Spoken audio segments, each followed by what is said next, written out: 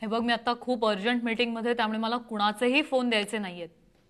हो हो, अगदी कुणाचेही. हा, आणि आता लाड, कर्वे आणि चौगुले माझ्याबरोबर आहेत, त्यामुळे त्या तिघांचेही फोन द्यायचे नाहीयेत आतमध्ये. हो ठीक आहे, ओके. येस. तर मी काय म्हणत होते की आपण एक्सक्यूज मी मॅडम, पण वर्कशॉपमधून फोन येण्याची शक्यता आहे. म्हणजे उगाच प्रोडक्शन सफर व्हायला नको. मिस्टर लाड, तुम्ही एक अर्धा तास वर्कशॉपमध्ये नसल्याने तुमचं प्रोडक्शन सफर होणार असेल तर I think there is some problem, right? काय करूये? मला वाटतं आपण मीटिंग सुरू करूया प्लीज. हो, आपण जरा नंतर बोलूयाच. Yes madam. मॅडम, मी वर्कशॉपमध्ये एक चक्कर मारून येऊ का? तुम्ही तुमचं काम करा चौगुले, उगीच माझ्या कामामध्ये ढवळाढवळ करू नका. हे बघा mister Lad. Chougule, please please. Okay, मला ॲज सून ॲज पॉसिबल आपली एक्सपोर्ट डिव्हिजन सुरू करायची आहे. Export division? नाही पण मॅडम, एक्सपोर्ट काय करणार? त्याकरताच आज मीटिंग बोलावली आहे. मार्केटचा सर्वे घ्या. Okay madam. पण त्याचबरोबर आपल्याला काय शक्य आहे याचाही विचार करा, नाहीतर असं एखादा प्रॉडक्ट घेऊन याल. मिस्टर लाड, तेवढी अक्कल आहे मला. हे बघा, तुम्ही आहे त्यात भागवण्याची तुमची वृत्ती आहे ना, ती सोडून द्या. म्हणून कंपनीचा विकास होत नाहीये. हे पहा तुम्ही. हे बघा इथे मॅडम, मी बोलू का जरा? काय आहे की या सगळ्याकरता आपल्याला फायनान्स उभा करायला हवा आहे, आणि त्याची प्रोव्हिजन आत्ताच्या परिस्थितीत मला तरी कठीण वाटते. कर्वे, स्पष्टपणे बोला. उगाचच घाबरण्याची काहीही गरज नाहीये. Yes madam. हा, आता फायनान्सचं म्हणत असाल तर तो तर आपल्याला लागणारच आहे, आणि तोही आपल्यालाच उभा करावा लागणार आहे.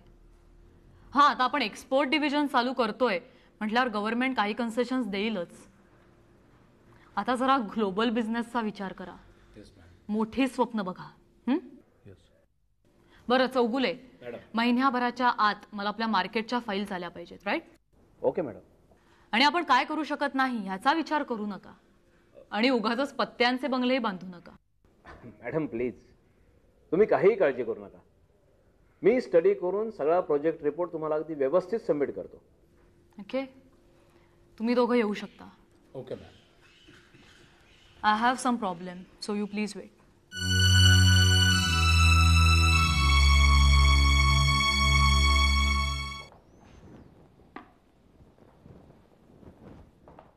राजन, येत आहे ना चहा घ्यायला? आलो आलो.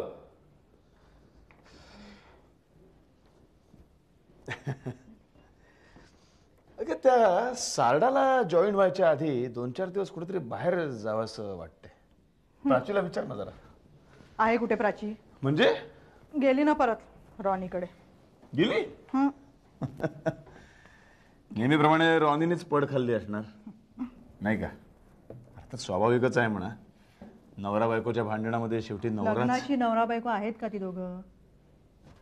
लग्नाची नसली तरी काय झालं, सतत भांडत असतात, रुसतात काय, रागावतात काय, आबोला काय धरतात.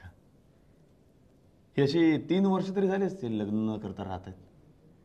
दर 4 महिन्यांनी ही बाई घरी येते परत, सगळे असे कपडे फेकून देते. अडलंय माझं खेटर, म्हणजे काही अडत नाही तुमच्या वाचून. जा जा त्या सटवीकडे जा. हे सगळे मग असे संवाद ऐकायला येतात. एक विचारू राजन? विचार. नाही म्हणजे प्राची या विषयावर माझ्याशी काहीच बोलत नाही म्हणून विचारते. कुठल्या विषयावर? एवढं चांगलं घर, पत्रिका, खानदान सगळं बघून त्या दीपकशी लग्न लावलं आपण हिचं. बरं, लग्नाआधी 3-4 महिने फिरत होते, सिनेमाला जात होते, सगळं छान मजेत चाललं होतं. आणि लग्न होऊन महिना नाही झाला तर ही मुलगी परत, ती सुद्धा कधीही घरी परत न जाण्याच्या बोलीवर. हिला खोदून खोदून विचारा, आडवळणानं विचारा, काय झालं बाई तुझं, काय झालं एक्झॅक्टली, काही उत्तर द्यायला तयार नाही. लग्न, नवरा या शब्दांवर खुली मारून टाकली तिने त्या दिवसापासून. तू आडवळल्यानंतर विचारतेस, मी तर डायरेक्ट विचारलं तिला, बाई हे काय चाललंय, तो तसा आहे का? 1 नाही 2 नाही, हा विषय काढला की बोलती बंद. तुम्ही दीपकशी बोलला होता ना? पण गौरी तुला सांगू, त्याच्याबद्दल फार चित्रविचित्र गोष्टी कानावर आल्यात माझ्या. कधी कधी असं वाटतं ती त्याला सोडून आली हेच फार चांगलं केलं. शेवटी संसार सुख त्याच्या नशिबात नाही हेच खरं. लहानपणी आईचं सुख नाही, मोठेपणी नवऱ्याचं सुख नाही. सांग ना, लग्न या संस्थेवर विश्वास कसा बसणार तिचा? मला वाटतं तिला एखाद्या सायकॅट्रिस्ट हे बाई, नाही नाही, त्या फंदात तू पडू नकोस. तुमचं दोघींचं हल्ली बरं जमतं. ती मोकळेपणे तुझ्याशी बोलते. असंच बोलता बोलता 4 अनुभवाच्या गोष्टी सांग तिला, म्हणजे झालं. ते मी करतेच आहे. हो, थोड्याच दिवसात त्या रोझा आंटीला दिसेनाशी करून टाकते की नाही बघा. मलाही ना त्या रोझा आंटीला एकदा बघायचंय. म्हणजे कशी काय? हो, बघायचंय. कधी भेटताय? आत्ता फोन करू लगेच? माझी आई.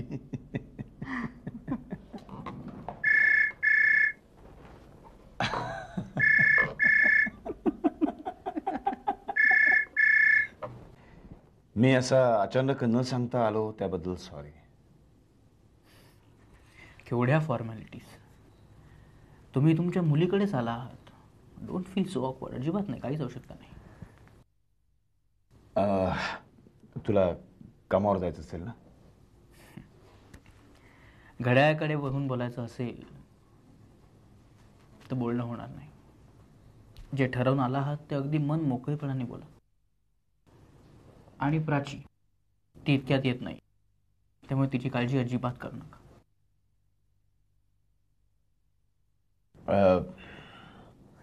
विषय तसा जुनाच आहे. नेहमीच माझं आणि प्राचीचं भांडण. माझी भांडते, तुमच्या घरी येते, पुन्हा तुमच्या डोक्याला कटकट. हे बघ रॉनी, हे सगळं कुठेतरी थांबायला हवं. या भांडणांचं मूळ रोझा आंटी. प्राचीला रोझा आंटी इथे येते हे आवडत नाही. कसं आहे ना, प्राची नसतानाच नेमकी रोझा आंटी येते आणि समहाऊ द अदर वे हे प्राचीला कळतं. आणि मग काय, अख्ख्या घरात बोंबा बोंब सुरू होते नुसती. तिला समजवता समजवता अक्षरशः वाट लागते. म्हणजे आणि या रोझाचं तुझ्याकडे येणं तू थांबवू शकत नाही. आणि रोझा आंटी ती तर एन्जॉय करते आमच्यातली भांडण. मग याच्यावरती उपाय काय आहे ना? उपाय आहे. प्राचीने या सगळ्या गोष्टींकडे दुर्लक्ष करायचं. मी तिला बरेच वेळा हे समजवलं सुद्धा आहे आणि तात्पुरतं ते समजते सुद्धा. पण एकदा रोझा आंटी येऊन गेली की सगळं पुन्हा back to square one.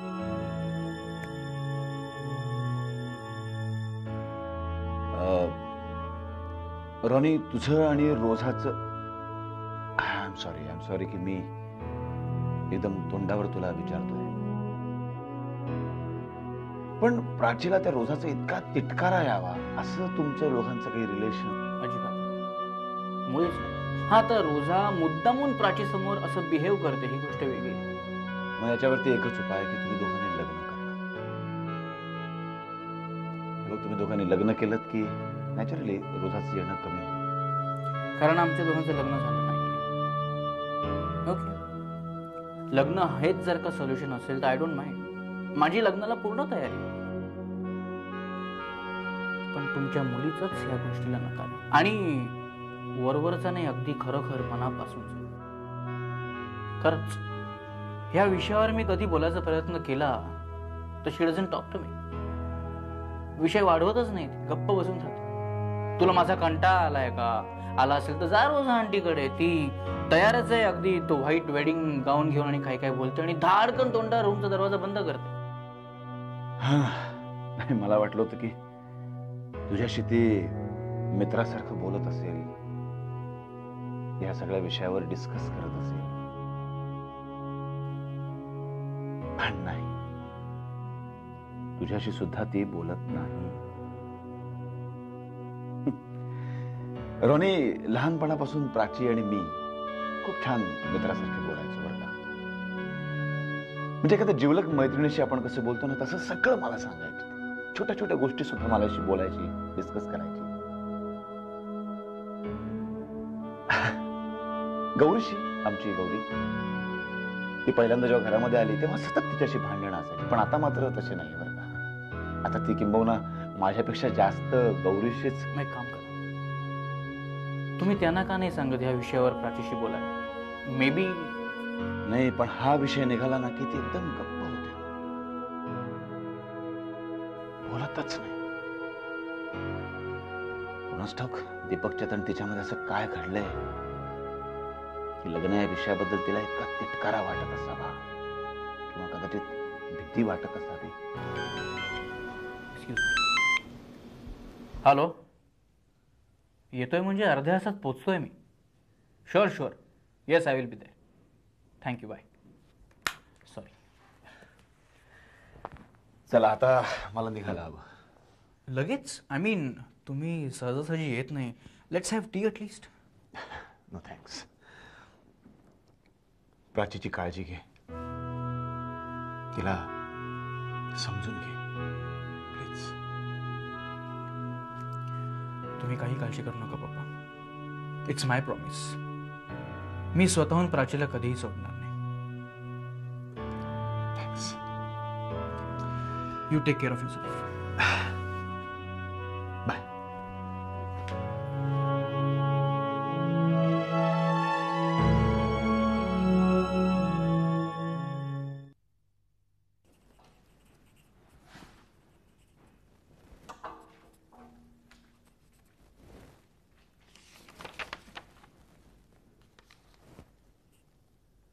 Madam, किती वेळा सांगितलंय ऑफिसात उशिरा बसू नका म्हणून.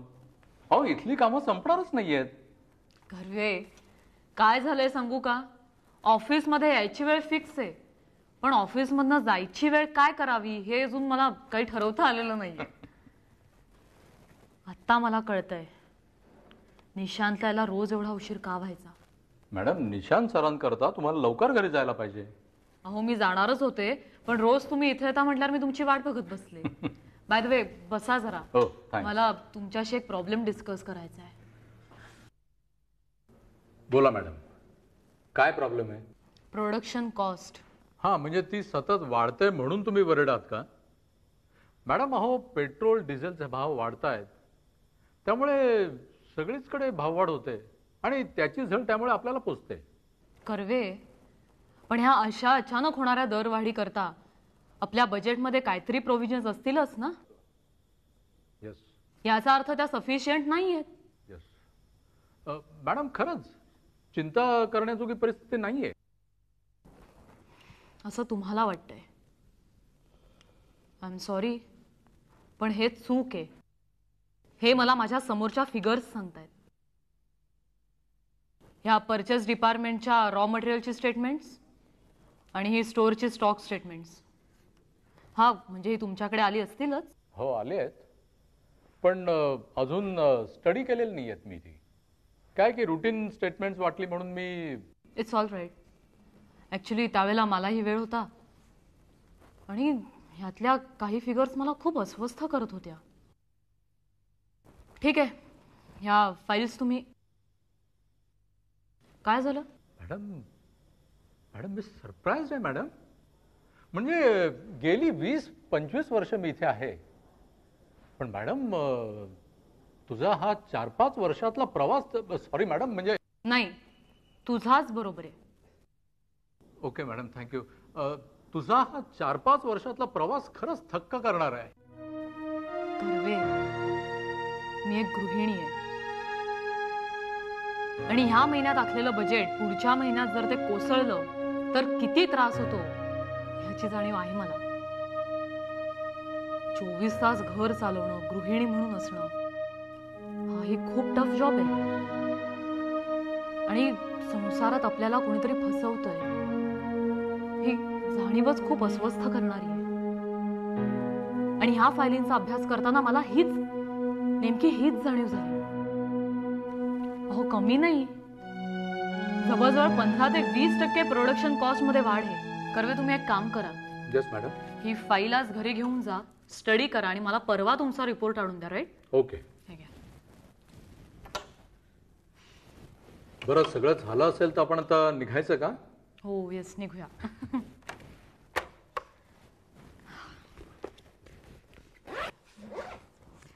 अचानक कशी काय आलीस? अचानक नाही, चांगले ठरवूनच आले. तू काय करतेस? काय नाही ग, नेहमीच. एक मोठ्या घरची किटी पार्टी आहे, फॅन्सी ड्रेस स्पर्धा आहे, भरपूर पैसे मिळणार आहे. गोधडीसारखं काहीतरी शिवावं असं डोक्यात आहे, त्याचं जरा डिझाईन करून बघते. अर्जंट आहे खूप? नाही तसं काही नाही, पण छान मूड लागला. उद्या केलं तर नाही चालणार? चालेल ना, पण तू पण बिन काही नाही. मग तू उठ पटकन आणि तयार हो आधी. अगं पण कुठे जायचंय काय, तू काही बोलशील की नाही? फिरायला जाऊया मस्तपैकी. आधी टाउनला जाऊया, शॉपिंग करूया, पिक्चर बघूया, मग बाहेरच जेऊया आणि आरामात रमत गमत घरी येऊया. दिवसभर फक्त गॉसिप करायचं. ओके? मस्त मूड आहे आज माझा. आज अचानक मूड? अचानक कुठला, चांगला आठवडाभर आधी ठरलं होतं, मी आणि तुझा बाबा दोघांचं. आणि बाबाचा फोन आला, अर्जंट मीटिंग आहे, येऊ शकत नाही. हो ना, आय नो. नवीन नोकरी आहे, अशी मीटिंग मध्येच सोडून येणं बरं दिसत नाही, वगैरे वगैरे वगैरे. अरे पण बाबा पण ना एवढ्या मोठ्या पोस्टवर, आणि हे जाऊ दे ग, लेट हिम वर्क. आपण मस्त एन्जॉय करूया. तू चल ना, उठ उठ. रॉनी कुठे? अगं तो आज लवकरच गेला, कोणीतरी VIP येणार होते म्हणून त्याला अर्जंटली जायला लागलं. थोडक्यात काय, ते दोघं कामाचे, आपण रिकाम टेकड्या. बरं चल ना, तू उठ ना, आता तयार हो पटकन. ओके थांब एक मिनिट, सगळं आवर. ते राहू दे आता, कोण बघताय ते, राहू दे असू दे. तू आधी उठ आणि तयार हो पटकन. चल.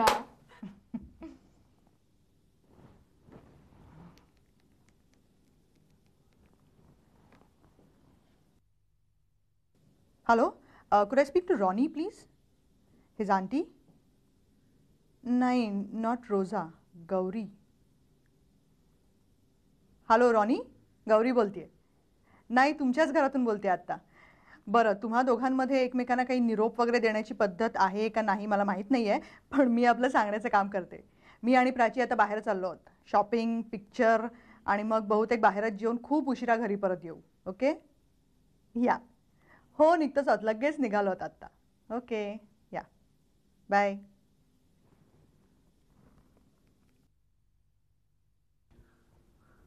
May I come in, madam? Yes, come in.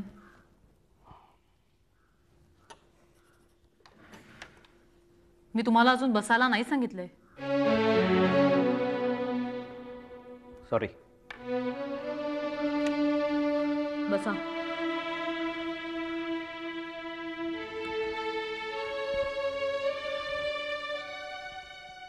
Madam, तुम्ही मला अर्जंटली बोलवलं, काही प्रॉब्लेम आहे का?